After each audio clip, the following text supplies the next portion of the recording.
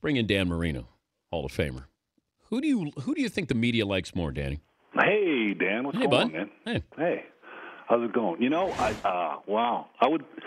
You said it. I mean, for you and for the media, I guess it's Peyton because of doing the commercials and interviews and stuff. I would think, but they're both special in their own way. You know what I'm saying? But who fascinates you as a former quarterback that you look at and you go, wow? Yeah, God, how do I, as a former quarterback and appreciating, how hard it is to play that position.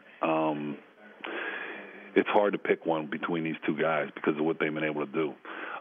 The one thing I will say, wow about, is Peyton Manning playing this year, throwing 55 touchdowns at 37 years old, and doing it after 4 neck surgeries and missing a whole year and not knowing whether he's going to be able to play again or not. I mean, that's to me is pretty amazing. What goes first in a quarterback? Legs. I mean, for me, it was that way. Your mind tells you could do something or move a certain way, and then it doesn't happen as quickly as it used to. And I could still throw it around pretty good. As far as moving around, your legs go first. He's Dan Marino, the Dolphins Hall of Famer, joining us, Dan Patrick Show. What goes through your mind when Shannon Sharpe starts ripping quarterbacks who don't have Super Bowl rings? And there you are on the set. Shannon sometimes gets a little, crazy. But what goes through my mind? I don't think he was ripping me personally. What did he say exactly? He was just saying you got to win. You got to win Super Bowl rings. That's what it's all about. To be a great quarterback, you got to. Fritzy. Well, that's wrong. Danny, listen to Fritzy. He does a Shannon Sharpe impersonation. How would Shannon have done that, Fritzy? There's been a lot of great quarterbacks in this game. Dan Marino, John Elway, et cetera, Joe Montana. For me, it's all about the rings. The more rings, the better you are. If you don't have any Super Bowl rings, you're just not quite as good as you think you are. That's a good imitation. Well, he's done it to Shannon.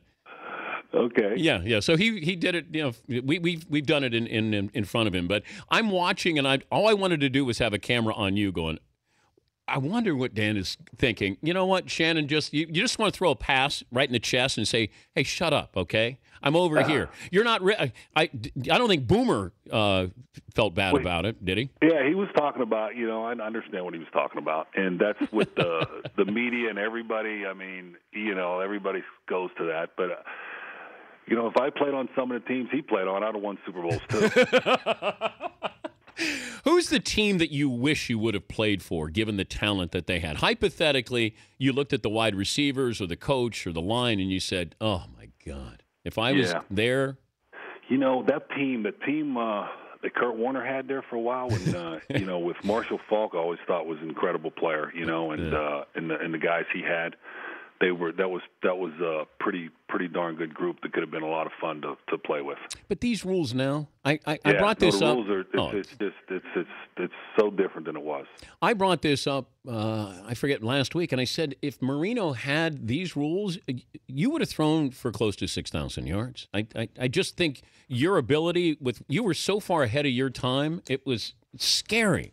We had some, Duper and Clayton. I mean, they're somewhat underrated compared to, a lot of the great players of all time, at that position, because they were special. And I had them guys for 10 years, together on one side, one on the other. And if they were around in this game the way it is today, I mean, they'd be running by people like, like crazy. Well, you had you can't touch anybody anymore. Well, you had Nat Moore as well, but you didn't have a great tight end, and you would have had a great tight end in today's game.